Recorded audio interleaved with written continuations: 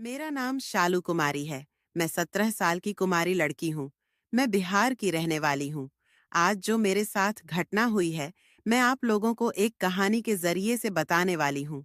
एक दिन मेरे मम्मी पापा किसी काम से दिल्ली गए थे, तो मेरे घर में मैं और मेरा बड़ा भाई, जिसकी शादी हो चुकी है, और भाभी भी, जो अपने घर चली गई थी, तो मैं और मेरा बड़े भाई दोनों ही घर पर अकेले थे। उसी रात को मेरे सहेली का बर्थडे था, तो मैंने अपने बड़े भाई से कहा कि तुम भी साथ चलो, और वह भी आसानी से मान गए। तो हम दोनों उस रात को अपने सहेली के घर के लिए निकल पड़े थे, ताकि हम वहां खूब मस्ती कर सके। घर से हम लोग 7 बजे बजे निकले थे। कार में मैं और मेरा बड़ा भाई दोनों ही जा रहे थे। मेरे भाई की नजर मेरे पर पहले से ही थी। मेरे कपड़ों और शरीर को निहारता रहता था। जब से जवान हुई तब से ही उनकी आंखें मेरे ऊपर हमेशा रही हैं। मेरे भाभी काफी हॉट है, पर इसको कोई फर्क नहीं पड़ता।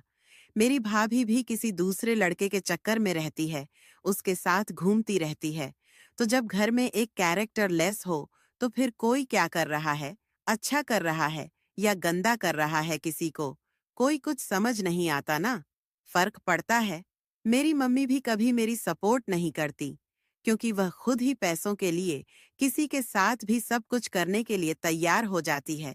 जब घर में सब लोग कैरेक्टरलेस हो, तो एक इंसान सही नहीं रह सकती। मैं उसी में से थी।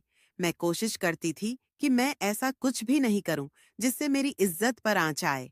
इस वजह से मैंने कभी किसी बॉयफ्रेंड लड़के के चक्कर में नहीं पड़ी। तो आपको समझ आ गया कि मेरा परिवार कैसा है। ऐसे में जब अकेला इंसान हो और उसके साथ एक लड़की हो, अंधेरी रात हो, सुनसान जगह पर कोहरा हो, तो बातें और भी आसान हो जाती हैं। वही मेरे साथ भी हुआ है। 10 बजे के करीब हम लोग यमुना किनारे वे पर थे। 1 घंटा चलने के बाद आगे जाकर काफी कोहरा हो गया था। तो भैया बोले कि कोहरा ज्यादा हो रहा है और हवा भी चल रही है, तो अगर थोड़ा देर रुक जाएंगे तो हवा कोहरे को उड़ा ले जाएगी। इस वजह से उन्होंने अपनी कार को रोड के साइड में लग दिया। साइड में हम दोनों ही कार में थे। हम लोग रास्ता साफ होने का इंतजार कर रहे थे, क्योंकि हवा चल रही थी। तभी भैया मेरी तारीफ करने लगे कि शालू, तुम बहुत खूबसूरत और हॉट हो। तुम्हारी भाभी मुझे उतना प्यार नहीं कर पा रही है, क्योंकि वह किसी और के चक्कर में रहती है। वह बात तुम्हें भी पता है। ऐसा लगता है मैं अकेला हो गया हूँ। मेरा कोई साथ नहीं देता। आजकल जमाना बदल गया है।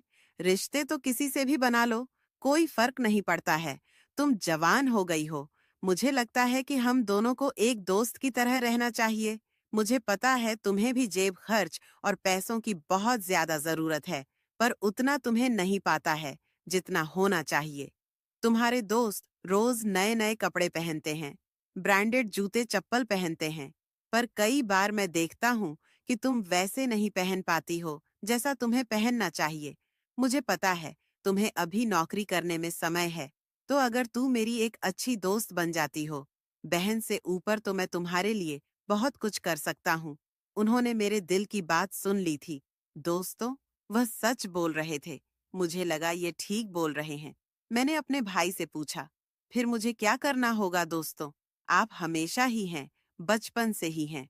आप कहते तो थे कि हम दोनों भाई बहन एक दोस्त हैं। तो उन्होंने बोला कि बचपन के दोस्त और जवानी के दोस्त में अंतर होता है। तुम कितनी मस्त हो। तुम्हारा कोई बॉयफ्रेंड भी नहीं है। तुम्हारा भी मन करता होगा, और मेरा भी मन करता है, क्योंकि तुम्हारी भाभी मेरे साथ नहीं रहती है, और ऐसी भी है तो सास सोने में नखरे करती है। तुम समझ रही हो मैं क्या बोल रहा हूँ? उन्होंने ऐसा कहा। मैं समझ चुकी थी कि वह मुझे फंसाना चाहते हैं। मुझे लगा कि घर की बात घर में रह जाए, और मेरा काम भी बन जाए, और मेरे भाई का काम बन जाए, तो इससे बढ़िया बात और क्या हो सकती है? मैं अपना सर झुकाया। भाई समझ गए कि मैं हाँ बोल रही हूँ। उसके बाद भाई ने कार में ही मेरी बदन को धीरे धीरे सहलाने लगे। उनके छोटे ही मेरे बदन में करंट आ लग गया। कुछ ही देर में ओ सपना सुध बुध खो बैठे थे। मेरे साथ गलत करने का मूड बना लिए थे। आगे की कहानी के लिए कमेंट में पार्ट 2 लिखें, और वीडियो अच्छी लगी तो वीडियो को लाइक और चैनल को सब्सक्राइब जरूर करें, जिससे हमारी दूसरी पार्ट आपसे मिस न होए। धन्यवाद।